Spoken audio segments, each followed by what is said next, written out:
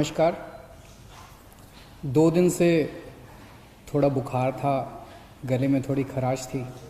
इतवार को थोड़ा बुखार होना शुरू हुआ तो सबने सुझाव दिया कि कोरोना का वक्त चल रहा है और यही सिम्टम्स होते हैं कि कोरोना का टेस्ट करा लेना चाहिए। कल सुबह कोरोना का टेस्ट हुआ था, शाम तक रिपोर्ट नेगेटिव आई। इस दौरान आप सब लोगों ने, बहुत सारे लोगों ने अपनी दुआएं भेजी, अपना आशीर्वाद भेजा और ऊपर वाले की कृपा से टेस्ट नेगेटिव आया। आप सब लोगों का बहुत बहुत तहे दिल से शुक्रिया जिन्होंने अपने शुभकामना संदेश भेजे। मैं अपने घर में ही एक कमरे में अपने आप को बंद किए हुए पिछले 2 दिन से देख रहा था। मेरा शरीर तो यहाँ था लेकिन मेरा मन इसी में था कि दिल्ली में किस तरह से और क्या क्या किया जा सकता है कोरोना को कम करने के लिए, लोगों को इलाज कराने के लिए। आज दिल्ली की जो पोजीशन है, दिल्ली में 31,000 टोटल केस हो चुके हैं। इसमें से लगभग 12,000 लोग ठीक होकर घर जा चुके हैं। 18,000 लोग अभी एक्टिव केस हैं जिनको अभी भी बीमारी है। 900 के करीब लोगों की डेथ हो चुकी है। जो 18,000 लोग एक्टिव केसेस हैं, इनमें 15,000 होम आइसोलेशन में अपना इलाज करा रहे हैं। कल SDMA की मीटिंग थी, स्टेट डिज़ास्टर मैनेजमेंट अथॉरिटी। उसमें मुझे भी जाना था, मैं नहीं जा पाया। मनीष सिसोदिया जी और अन्य मंत्रीगण गए थे। LG साहब ने इसकी अध्यक्षता की थी। वहाँ पे जो आंकड़े प्रस्तुत किए गए सरकार द्वारा, वो आंकड़े दिखाते हैं कि आने वाले समय में दिल्ली में कोरोना बहुत तेजी से फैलने वाला है। 15 जून को उम्मीद है कि 44,000 केस हो जाएंगे। जो आज 31,000 केस हैं, ऐसा अनुमान है कि 15 जून तक 44,000 केस हो जाएंगे। 30 जून तक 1 लाख केस हो जाएंगे। 15 जुलाई तक 2.25 लाख केस हो जाएंगे और 31 जुलाई तक लगभग 5,32,000 केस हो जाएंगे दिल्ली में टोटल। और इसको देखते हुए 15 जून तक हमें 6,681 बेड्स की ज़रूरत पड़ेगी। 30 जून तक 15,000 बेड्स की ज़रूरत पड़ेगी। 15 जुलाई तक 33,000 बेड्स की ज़रूरत पड़ेगी। 31 जुलाई तक 80,000 बेड्स की ज़रूरत पड़ेगी। तो चुनौती बहुत बड़ी है। इसमें सबसे पहले तो अपने को ये करना है कि अपने आप को, हमें सबको कोरोना से बचाना है। इसे अब जन आंदोलन बनाना है। 3 बातों को, हमें मास्क पहन के घर से निकलना है, हमें बार बार हाथ धोने हैं, सैनिटाइज करने हैं और सोशल डिस्टेंसिंग करनी है।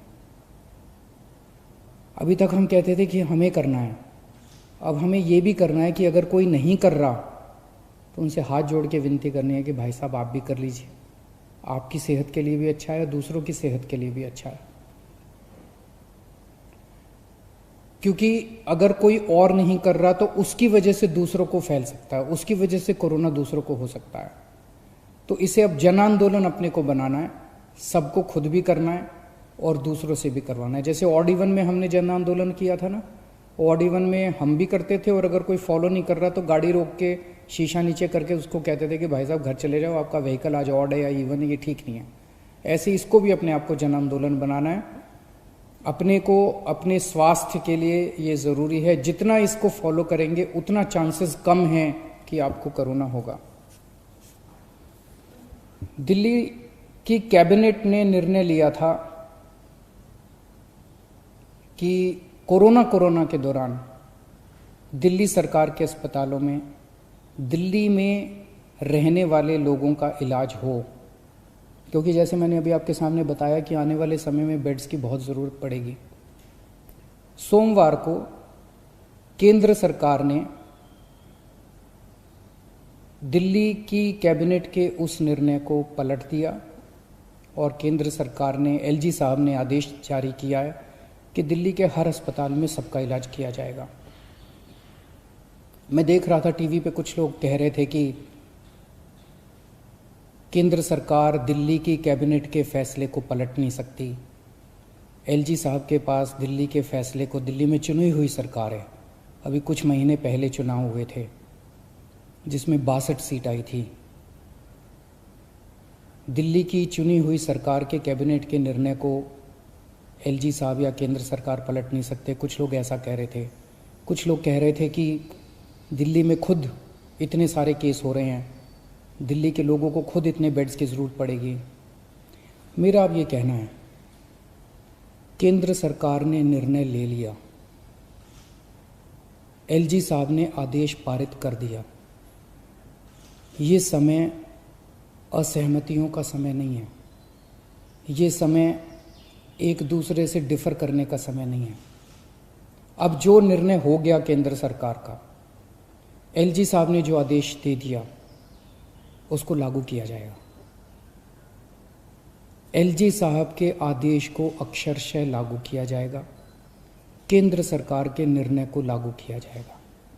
अब इस पे कोई असहमति नहीं करनी, अब इस पे कोई वाद विवाद नहीं करना, अब इस पे कोई लड़ाई झगड़ा नहीं करना। ये सब लोग, मैं जितने सरकार के अंदर भी हैं, जितने पार्टी के लोग हैं, मैं सबको मैसेज देना चाहता हूं कि एलजी साहब के आदेश को लागू किया जाएगा, केंद्र सरकार के निर्णय को लागू किया जाएगा। चुनौती है, बहुत बड़ी चुनौती है, अभूतपूर्व चुनौती है। जैसा मैंने कहा, 15 जुलाई को दिल्ली में 33,000 बेड्स की जरूरत पड़ेगी दिल्ली वालों के लिए। 31 जुलाई को 80,000 बेड्स की जरूरत पड़ेगी। बाहर से कितने लोगों के आने की उम्मीद है? मोटे मोटे तौर पे देखें तो दिल्ली के अस्पतालों में जब कोरोना नहीं था, नॉर्मल टाइम में दिल्ली के अस्पतालों में 50% लोग दिल्ली के बाहर से आके इलाज कराते हैं। तो अगर वो अभी माना जाए तो जितने बेड्स हमें दिल्ली के लोगों के लिए चाहिए, उतने ही बेड हमें दिल्ली से बाहर से आने वाले मरीजों के लिए, हमारे भाई बहनों के लिए चाहिए होंगे। तो 15 जुलाई को दिल्ली के वालों के लिए 33,000 बेड चाहिए, तो सारे मिला के बाहर वाले भी अगर मिलाएंगे तो 65,000 बेड्स की ज़रूरत पड़ेगी। और 31 जुलाई को 80,000 बेड अगर दिल्ली वालों के लिए चाहिए तो लगभग 1.5 लाख टोटल बेड्स की ज़रूरत पड़ेगी। बहुत ज़्यादा बड़ी चुनौती है, आसान काम नहीं है। लेकिन इतना मैं कह सकता हूँ कि हम पूरी कोशिश करेंगे, तन मन धन जो बन सकेगा। ये हमारी जिम्मेदारी भी है और ये सेवा का काम है। मैं खुद निकलूँगा, कल से परसों से मैं खुद ज़मीन पे उतरूँगा, मैं खुद जाके स्टेडियम्स को, बैंक्वेट हॉल्स को, होटल्स को तैयार करवाएंगे। हम लोग जितना ज़्यादा से ज़्यादा हो सकेगा हम कोशिश करेंगे। मैं बस इतना कह सकता हूँ कि हमारी कोशिशों के अंदर ईमानदार कोशिश होगी और पूरी कोशिश होगी, कोई कमी नहीं होगी। लेकिन ये विपदा इतनी बड़ी है, ये मुसीबत इतनी बड़ी है, मानव जाति के इतिहास में शायद इतनी बड़ी विपदा कभी नहीं आई। हमारे काम में 100 कमियां रह सकती हैं, लेकिन हमारी नीयत में और हमारी कोशिश में आपको कमी नज़र नहीं आएगी। मैं पड़ोसी राज्यों से भी, वहाँ की सरकारों से भी निवेदन करता हूँ, अपील करता हूँ कि वहाँ समुचित व्यवस्था करें अपने अपने बेड्स के लिए और मरीजों के लिए। कर भी रहे होंगे, मैं किसी को दोष नहीं निकालना चाहता, कर भी रहे होंगे ताकि कम से कम लोगों को दिल्ली आने की ज़रूरत पड़े। इस दौरान मैं देख रहा था कि मीडिया वाले बहुत अच्छा काम कर रहे हैं। मैं मीडिया को सैल्यूट करना चाहता हूँ, मैं मीडिया को साधुवाद धन्यवाद देना चाहता हूँ। आपने हमारी जो जो कमियां रह जाती हैं, आप रोज़ हमारी कमियां बताते हैं और वो कमियां हमें सीखने का एक मौका देती हैं। आपने हमारे ऐप में इतनी सारी कमियां बताई, उन कमियों को पिछले एक हफ्ते के अंदर हमने काफ़ी दूर किया है। अभी भी कुछ कमियां हो सकती हैं, आप प्लीज़ हमें ज़रूर बताइएगा। काफ़ी कमियों को ऐप में दूर किया, लेकिन अभी भी जो कमियां हो हमें ज़रूर बताइएगा। मैं देखता हूं कि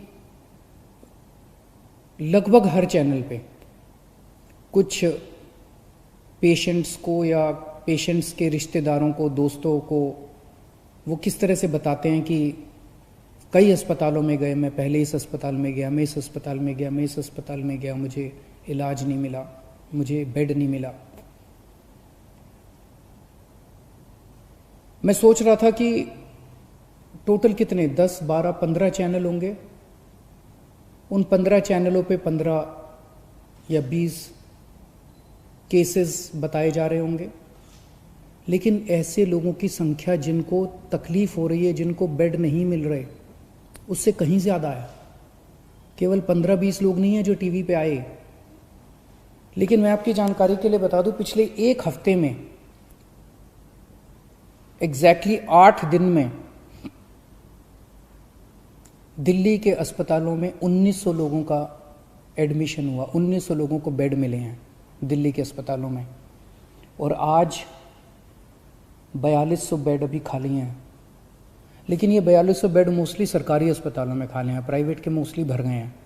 उसका भी इंतजाम कर रहे हैं, कोशिश कर रहे हैं। लेकिन पिछले 8 दिनों में 1900 लोगों को बेड मिले।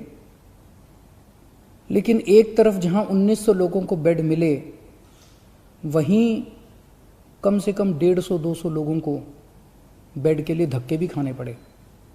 तो जब टीवी चैनलों के ऊपर एक एक केस बताया जाता है, मेरी टीम एक एक केस पे गौर करती है और हम उससे सीखने की कोशिश करते हैं। एक तरफ हम कोशिश करते हैं कि उस व्यक्ति को हम उसकी विपदा दूर कर सकें, और दूसरी तरफ उसे तकलीफ क्यों हुई, हमारे सिस्टम में कहाँ कमी थी, उस कमी को सीख के उस सिस्टम की कमी को हम दूर करने की कोशिश करते हैं, ताकि आने वाले और किसी को तकलीफ ना हो। लेकिन फिर भी हम परफेक्ट नहीं हैं, सब कुछ ठीक नहीं है, अभी बहुत सारी कमियां हैं हमारे सिस्टम में, और सब कुछ लेकिन खराब भी नहीं है। काफ़ी कुछ काम हुआ भी है, हमारे डॉक्टर्स लगे हुए हैं, हमारे नर्सेस लगे हुए हैं, सरकारी ऑफिसर्स लगे हुए हैं, पुलिस वाले लगे हुए हैं, सब लोग बहुत काम कर रहे हैं। लेकिन अभी भी बहुत सारी चीज़ें ठीक करनी है। मेरी मीडिया के साथियों से निवेदन है कि इसी तरह से आप हमें अपने चैनल पे तो दिखाते ही हैं, लेकिन अगर चैनल के अलावा भी कहीं कोई आप कोई स्टोरी ना दिखा पाएँ, कहीं कोई कमी नज़र आए, तो फ़ोन कर देना, उसको हम ठीक कराने की कोशिश करेंगे। और सबसे ज़रूरी बात, ये समय आपस में लड़ने का नहीं है, ये समय राजनीति का नहीं है। मैं देखता हूँ आपस में ये पार्टियां सारी लड़ रही हैं। बीजेपी वाले आम आदमी पार्टी से लड़ रहे हैं, आम आदमी पार्टी वाले कांग्रेस से लड़ रहे हैं, कांग्रेस वाले बीजेपी से लड़ रहे हैं, वो उससे लड़ रहा है, वो उससे लड़ रहा है। अगर हम सारे आपस में लड़ते रहे तो कोरोना जीत जाएगा। और जो एक आम आदमी बैठ के टीवी चैनल देखता है, वो सोचता है यार ये क्या पार्टियां हैं, आपस में लड़ रही हैं, मेरी किसी को परवाह नहीं है। हमें आपस में नहीं लड़ना, हमें इस टाइम एकजुट होना है, हमें एक देश बनना है। जब तक सारे मिलके नहीं लड़ेंगे, बीजेपी, कांग्रेस, आम आदमी पार्टी, ये पार्टी, वो पार्टी, डॉक्टर्स, नर्सेज, पुलिस, सारी संस्थाएं, समाजसेवी संस्थाएं, धार्मिक संस्थाएं, जब तक सारा देश मिलके एक साथ नहीं लड़ेगा, तब तक हम कोरोना को नहीं जिता पाएंगे। आप सोच भी नहीं सकते कितनी बड़ी विपदा है ये। आपस में नहीं लड़ना, सारी सरकारों को मिलके, सारी संस्थाओं को मिलके, सारी पार्टियों को मिलके हमें एकजुट होके कोरोना को हराना है। अगर हम आपस में लड़े, कोरोना जीत जाएगा, और अगर हम एकजुट हो गए, हम कोरोना को हरा लेंगे। Subscribe to our channel by clicking the subscribe button. Click the bell button and enjoy the latest uploads from our channel.